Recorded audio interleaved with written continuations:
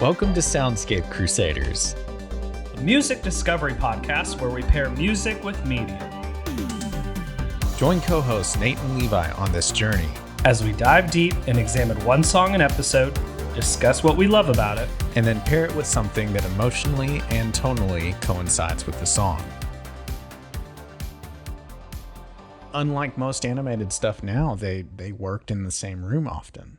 Yeah. You know, they would all record at the same time, bounce off each other, so they got to know each other really well. That show won an Emmy. Yeah, that show several. won a fucking, it was like 3, wasn't it? Or was Yeah, it 2? a few. Heart of Ice did. Mm-hmm. Brilliant episode. I think the other episode that did was Growing Pains. Mm-hmm.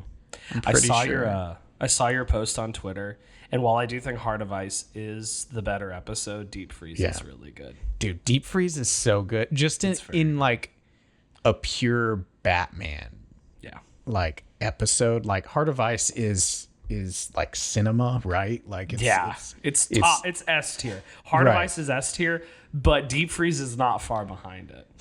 Deep Freeze is like, as a kid, like that's what I loved, because it was like there was interesting places and settings.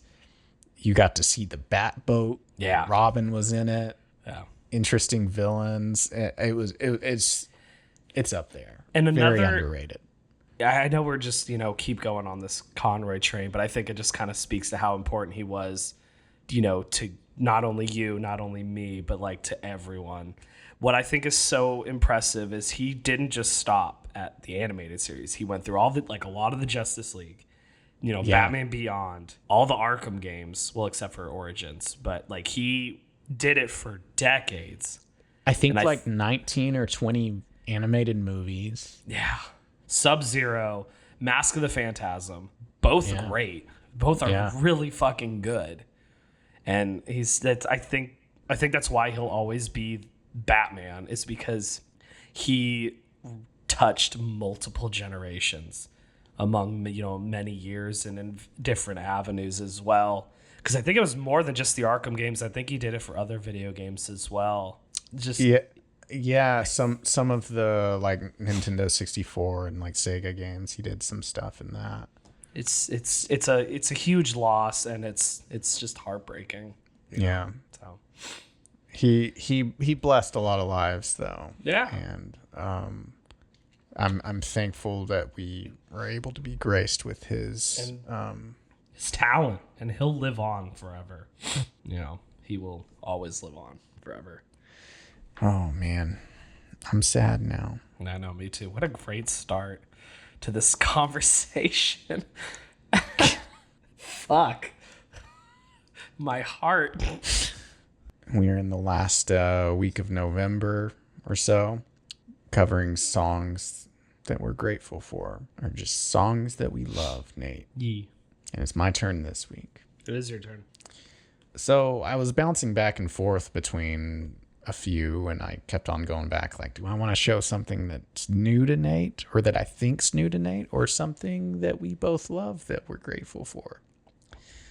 And I decided to go with something new, because I feel like past few we've kind of covered, you've kind of known a lot of the last few stuff. So I'm going to go with something a little different.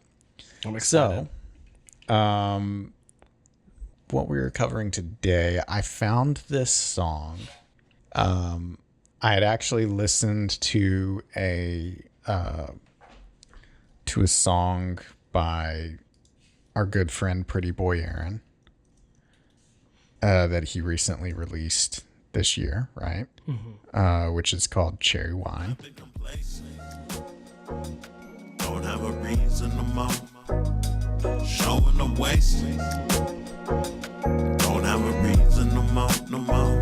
And I've been complacent. Don't have a reason no more. Showing the waste. Don't have a reason no more. Things have been a little different. I used to never dipping. Now I got addiction. So I was playing that song, and then Spotify, what they do when you listen to a song, like a single, and if it ends, it'll just go to like a random curated playlist that's similar, right? Correct. So we I think I was actually hanging out with you when I was listening to this for the first time, and it hit this song, and this song sounds like something that Aaron would have produced, and I actually thought for a second that he did.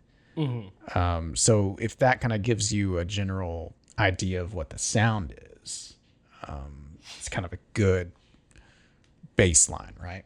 This song is by a 6-piece indie pop collective based in New York City.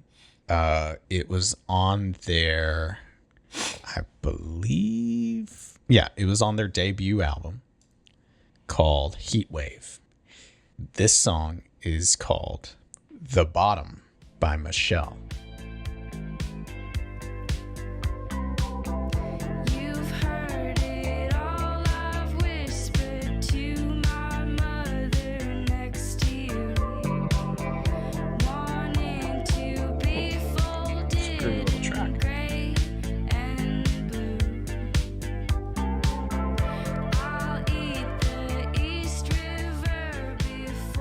I think this song is a vibe.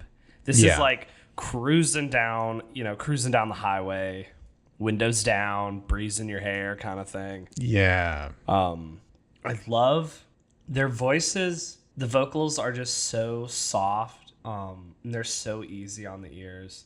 They complement this instrumental so well. And this instrumental just, it like picks you up and just like you float away. You're just like it's just so happy, and it's just such a good vibe, and it's like good vibes. It's just good feelings, and it just I don't know. It's such a happy feeling song. Yeah, that's what made me fall in love with the song in the first place, because the vocals feel like someone just crooning to you, kind of. Yeah, like they're just head over heels. It feels like someone's just that. There's like a high when you're like in love with someone. There's like a high to it, Yeah. It's kind of like that. You're just like on cloud 9 and everything feels good. And that's how I feel when I listen to the song, is everything just feels good and life is good. And I'm into that. I vibe with that. That shit's good. I like it. Yeah. The song is awesome. I can't agree more. I can't agree more. It's a good song. I just added it to my playlist. So nice. That's a good sign. It's a good song. It's a really good song. So I'm looking at the lyrics right now. Don't really know what it's talking about. It really just sounds like it's talking about the East River, which is a river that runs through New York City. So obviously, it's very much like a love letter. Like it's in New York, and I think a lot of this album that they have is kind of a love letter to New York. Mm-hmm. I'd have to verify that by going through and really dissecting the songs. Right. But yeah, I mean, obviously, you hear, I hate the Hudson River, I'm loyal to you, I'll eat the scuba divers if they eat me. Right. But they'll take me before I get the chance to swallow them whole. Okay. Yeah, it just seems like someone absolutely in love with their city and in love with New York. Yeah. So that, and like, I don't know, it's got such a good vibe, man. Yeah. Yeah. That's the most important part about this song to me, is like, it's groovy. You can close your eyes and just kind of listen to it. You could play it on repeat and just have it going over and over, and you just vibe with it. And that's probably my biggest criticism of this song, is that it's just too short. Like, I want a longer version. Yeah. Wow. This is really, like, not that like it's been like a shitty week, but it's been like, this week's like really been like through kind of the ringer, in a sense. Yeah. And like, this is just such a good pick me up. Like, it's just crazy. It's just crazy how like a song can do that. And I agree. I think it is a little short, but I think I'd like to hear the studio version instead of this live version we heard. Yeah. Because I feel like it'll really encapsulate, because I wasn't a huge fan of how the juxtaposition between the live and the recording. But I get what they're going for. It just didn't work for me. It just didn't fit. It just didn't work for my taste. I would agree with that. I mean, partially because I'm a video editor and kind of a snob about that. So I just didn't really think it was a smart move. Wasn't really necessary. Yeah, at least in the way that it was executed. That's not a knock on the music, of course. No, it's just the song was really good. Yeah. Genius on the bottom, they have like a studio session that they recorded, and it sounds a lot better. It doesn't quite sound like the song. Okay. Or like it sounds a little different, you know, because it's more of like a studio session versus like the actual produced recording, I guess. Okay. Does it sound okay? Yeah, it sounds great. It's just a little different. I would definitely recommend checking out here, I'll send you the lyric video because I think that's just a straight rip of the recording. And there's some cool visuals. I think I have my pick. There's something about it that it kind of has a summer vibe to it. It reminds me of like being an adolescent, kind of just like enjoying the summer, you know, hanging out with your friends. And just, it's like life is good. There's no worries. There's no fears. I have my pick. I'm ready. Yeah. I'm good. Okay, man. Like I'm pretty much with you. Like just latching on to that idea of like just no worries and just kind of living for the music, you know? It's charming. It's such a charming song, and I really, really like it. And there's a lot of like passion in the chorus, and the way that, I don't know, it's hard to explain, but the way that the words are enunciated even, really, I just love it. It's good. It's just really fucking good. It's very pleasing. It's very pleasing to it's ears. Audibly, it's like, it's music for the soul, I think is a really good way to put it. And it just makes me feel really good. It combines the best aspects of like bedroom pop with just kind of groovy, synthy. It's like bedroom pop with like really dreamy vocals and just a great tempo, and it's all these nice little packages rolled into one, and they work so seamlessly together, and it's a vibe. It makes me happy, and I love it, and I'm really happy. The only thing that would make this song better is if we had a Pretty Boy Aaron feature in the middle somewhere. Yeah, nice little fucking rap verse. Yeah, PBA and Michelle he'd kill collab, please. Yeah, Cherry Wine. I know Levi brought it up earlier. Good song. Yeah. Check that shit out. That shit is good. Yeah. I kind of like it more than Comb My Hair. Really? Yeah. Wow, that's a big deal. I love Comb My Hair. That's a really good song. That's the problem. Yo, Comb My Hair is the only song I've ever shot a music video for where I wasn't sick of the song by the end of it. Don't you look good for me? Don't you look good for me? Don't you look good for me? Don't you look good for me? Don't you look good for me? Only wanna change for a few, but I've seen what I had and I'll dress when it's new. But I'll stay like the name, anything I can lose. If it's all gonna be calm, then we're good, so we good now. I gotta look good for you, baby, look good. I gotta look good for you, baby, look good. That's hard to accomplish. I was driving home. So I was in Flower Mound shooting for work, and I was driving home, and I was on George Bush, and I was going like 70, like 65, 70, like the normal. HOV came up on shuffle.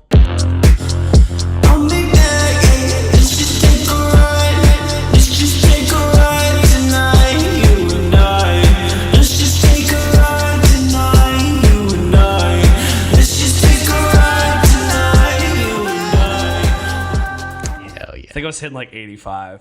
Yeah. Dude. That song, fucking sick, bro. Love that song. I need Brun Ice to make more music like that, man. Or more music. Bro, where did that come from? Dude, that's like magic. So that shit is like my jam. Yeah.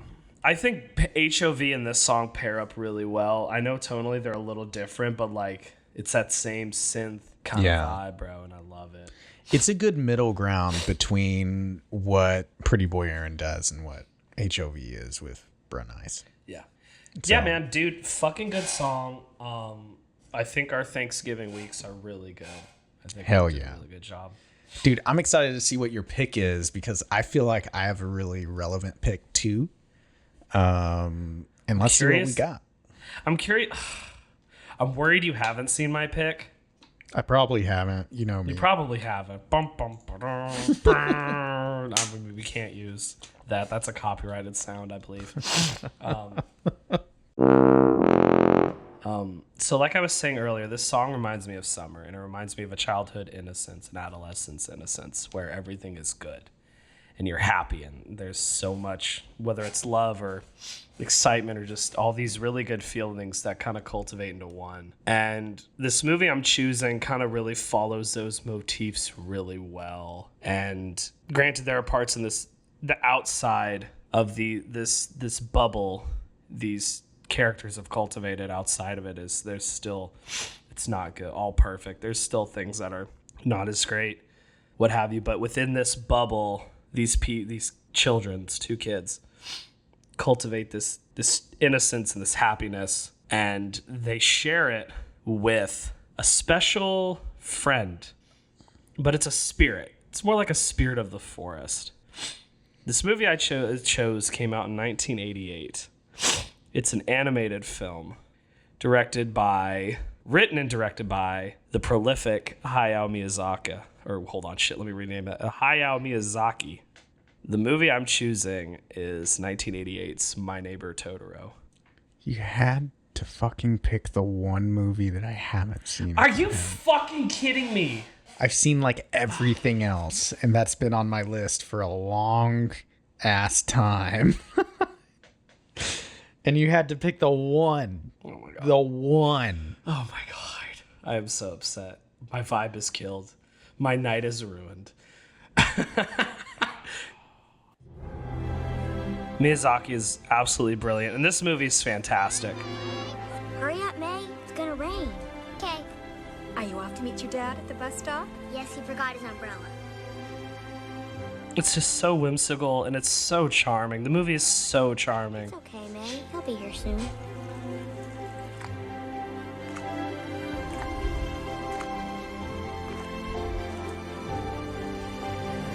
And this is like the first movie that came to mind when I listened to the song. Just because it's so warm and whimsical and charming and Nice and fuzzy. yeah, it's got a good vibe. It's just got such a good vibe. And it's so cute. It's such a cute movie. Have you seen Ponyo? Oh yeah, I've seen them all. That movie just made me weep. Oh yeah. Dude, this one makes me cry too. They all make me cry. But like, look at how fun it is. Like, it's really it's a vibe. It's a vibe as well. And usually anime, you know, the English dubs are pretty bad. But I will say with most of the Miyazaki films, They do a good job. They do a pretty good job. Like Howl's Moving Castle, it's like Christian Bale. Yeah. It's- They get some like high profile actors, and this one is no different.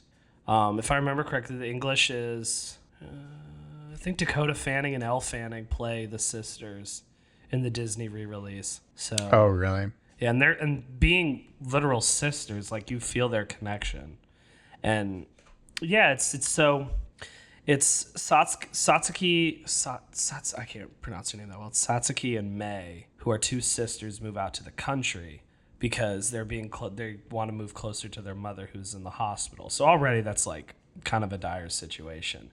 Yeah. And they stumble upon this forest spirit that calls itself Totoro.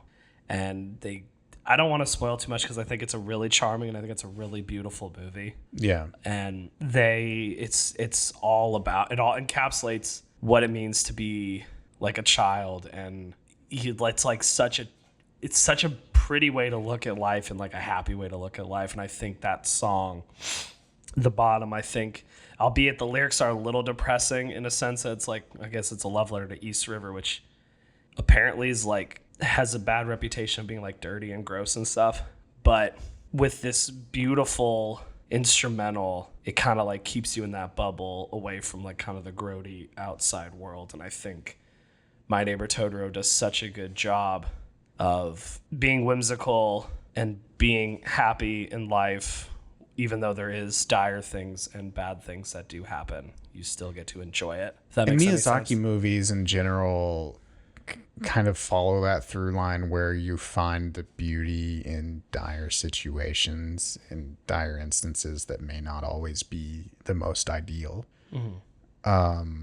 Obviously I haven't seen this, but I can totally see that being a theme. Very much so. Very much so. This is one of those movies I don't want to really talk too much about because I want you to go into it blind. I think it's probably my second favorite Miyazaki film. What's your favorite? Princess Mononoke, easily. Oh, really? That one's my favorite. Really? Phenomenal movie. Mononoke and Totoro, I have posters of them somewhere in my house or somewhere in my apartment. And then I have a Howl's Moving Castle somewhere else as well. I really like that one as well. I love Howl's Moving Castle. So good. Ponyo is pretty high up. I don't even know if I could rank them. I'd probably and then put Spirited Ponyo. Away. You have Spirited Away, which is just like an absolute classic. So Spirited Away is incredible. I think Mononoke has like the coolest visuals. I love the forest god. I think it's such a cool design, and that movie is also like Nausicaa of the Valley of the Wind. I think that one's really good. Castle in the Sky is phenomenal. Have you seen Kiki's Delivery Service? Yeah, that one's good too. That one. That one's really good. So I mean, you're gonna probably like Totoro. You're probably gonna go into it and you're gonna probably love it. I haven't seen one that I haven't liked. Exactly. Say that. And even like the ones that like aren't as good, like are still great. You know? Yeah. So, I mean, that sounds great. I don't really have much to add to it, obviously, but Miyazaki is always a warm, fuzzy type. He is. He's a guy. Introduces a lot of spiritual and metaphysical things into worlds where often children are the main characters, either children or women, I think. Yeah. Because you have Kiki. Yep. Is a teenage woman or somewhere around there. I can't remember. I believe so. I can't remember. And then Howl's Moving Castle. She's a young woman who is Spirited Away. It's a child. And then Totoro's two sisters. Nausicaa, the Valley of the Wind, is a woman as well. Yeah. Yeah. He writes female characters really, really well. Yeah. And this is something that if you have young children, especially like little girls, like this is so much more beneficial to them than like something that Disney would produce. And Miyazaki was doing this since the 80s. Like they didn't just start adding good female characters. He's been doing it for a long time. No, the animation is incredible. Absolutely incredible. I mean, yeah, like it's so good. Nausicaa, the Valley of the Wind, which is like one of the first ones he did. Well, I guess that was like the first. I don't know. I can't remember if that was Ghibli or not, but that was 1984. And Nausicaa, the title character, is a female as well, is a woman as well. And that's a good through line to this song and the band itself, because it looks like it's majority led women. by four and they women, do a phenomenal job. Yeah, beautiful. Great voices. song. I loved it, and just really, really reminded me of this movie. And I'm really happy that you like this. Oh, it's so good. You've been 3 for 3 on songs that like I don't know at all. So you've been really good. Or like I have no relevance to. I love that you love this song. Yeah. So should we go to my pick? I'm not going to talk more about my movie because I want you to just watch it. Yeah. So. I think it's best when we keep it relatively spoiler free too. Yeah, I agree. So my pick, when listening to this song, you have that warm vocals, and they're just in love with New York in a way, and obviously the song itself very musical and just sweet in a way, especially when you're talking about like the East River, right? So the song that came to my mind was something that I think I watched for the first time this year. It stars Mark Ruffalo and Keira Knightley, along with Haley Steinfeld, Adam Levine, and unfortunately James Corden shows up for a little bit, but we're gonna just look past that. Rip. He shows up wearing a really stupid looking fedora, and he just looks like. I mean, he's just stupid looking to begin with, so like the fedora don't help none. But anyway, so this movie that I chose, directed by John Carney, starring Keira Knightley, Mark Ruffalo, produced by Judd Apatow. It is a very musical movie. It was nominated for an Academy Award for Best Original Song. I don't believe it won, but the music in this movie is great. It's a sweet movie. It is called Begin Again. So, this is a new song for anyone who's ever been alone in the city. So you find yourself at the subway. You realize it's the end of the line. I was having a nervous breakdown, and then I heard your song. There goes. I want to make records with you. Come on, let's get out of here. Oh, so this is a good Get movie? these beers, though. I liked it. I remember when it came out. I never saw Record it. an album. You don't even need to rent a studio. You mean record outside? Every song we do in a different location. Under the bridge? Chinatown. Rowing boats in Central Park. Whatever happens, we record it. If we get arrested? Keep rolling. Hey, you, come back here. Where are you going? Check it out, your boyfriend just wanted music gone. If I could somehow do anything that would undo what I did to us, just tell me what it is. I think everything's changed. CeeLo Green is a fucking is a legend, bro. Goody Mob. Yeah. Shout out. Phenomenal. He's really fun in that movie too. But yeah, this movie is a musical comedy drama, written and directed by John Carney. Nice. It basically is Mark Ruffalo is a record executive who is fired. He's an alcoholic. He has an estranged wife. Mm-hmm. He is struggling. And Keira Knightley is a woman who I believe she and Adam Levine's character were a couple, and then he hit it big and he dumped her. Even though she like wrote a lot of his songs or something like that.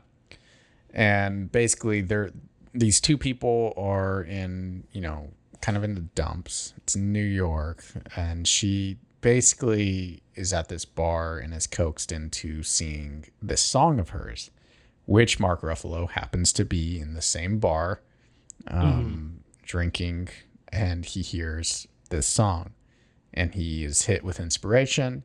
And obviously he doesn't have a label. They don't have money to really do anything, but he has connections. So through the movie, they begin recording this album that's basically an ode to New York, where they record it on location in New York. So each song is in a different location. So some's in a subway, some's in like this back alley, and so on and so forth. And it does a really good job of like, because it could very much lean in a direction where Mark Ruffalo like is creepy, and it could very much lead to where him and Keira Knightley fall in love or something, but it never does anything weird. But it just stays very sweet, and it's very musically centered, and obviously there's a love of New York throughout, which is why I picked this song for it, because it kind of felt like it had the same adoration for the city. And while I won't say it's the greatest movie ever, I think it's a pretty solid movie, and I left it feeling good. So it's a good feel good experience if if you're having a date with your significant other or something and you don't want to watch anything like too heavy. There's a little bit of drama, but there's enough lighthearted, fun stuff in it. I would recommend this. Okay. Yeah. I'd Plus, check it out. It'd be fun. Mark Ruffalo is best when he's not in Marvel movies. Like rom-coms, comedies, all that kind of stuff. I love it when he shows up. So he's a really good actor. Yeah. My all-time favorite rom-com with him has got to be 13, going on 30. Yeah. That one's so good. The movie's so good. Yeah, there's a few that I really like with him in it. I mean, obviously he's in the Jim Carrey movie. Oh, Eternal Sunshine. Yeah. He's in that. I forgot he's in that. Let's see, there's something else. Where's his freaking filmography? I mean, he's good in Zodiac. It's not a romantic comedy, obviously. Same with Spotlight. Definitely not a romantic comedy. He's still good in those. Yeah. He's in Wind Talkers. Whoa, I didn't know that, dude. I need to rewatch that. Wind Talkers is like a 2002 war movie starring Nicolas Cage, directed by John Woo. What the fuck? Yeah. And I remember freaking loving it, but it's about the Navajo code talkers during World War II. They're very important. And I mean, I haven't seen it since I was like 13, but I remember when I watched it, I was like, whoa, this is awesome. So yeah, maybe I need to check that out again. It's a good actor. Yeah. So that's the thing. But anyway, this movie, very solid, very sweet. It We'll have to check it out. It won't change your world, but I like it. Cute. Yeah, it's just cute. But that's my pick, man. I know you don't have much to say about it because I have not seen it. I have not. So I can't give you shit for not seeing my movie. Yeah. We find ourselves at an impasse. Well, as Patrick would say. It seems we have reached an impasse. It would seem we have reached an impasse. We're nearing the end of the year, man. We only got a couple more eps left. Yeah, and then we're gonna go on a break. Forever. For never. Some we'll be back, probably. We'll be back. We need to take a break for preparation. For season 2. For making season 2 the best of the best. I don't know, man. I like it. I love this song. I think the song is great. That's the only thing that I can ask is that, you take this song away and you find some enjoyment and happiness from this recommendation. Yeah, dude. The song was dope. I loved it. I had a really fucking good time with it. If anybody wants to find us on social media, what is that, Nate? At Sound Crusaders. On Twitter. Yeah. On Twitter, it's at Sound Crusaders, and then on TikTok and Instagram, it's at Soundscape Crusaders. Sorry, I froze, bro. It's cool, man. We never post, but we don't. You can find us there. Yeah. You can bug us. Well, we might hit you up. I don't know. Yeah, I need to start posting more on TikTok. But anyway, that's where you can find us. And until next time, this is Nate and Levi. Yes. The Sound Crusaders. Yep. That's us. Oh boy. I don't know what to say.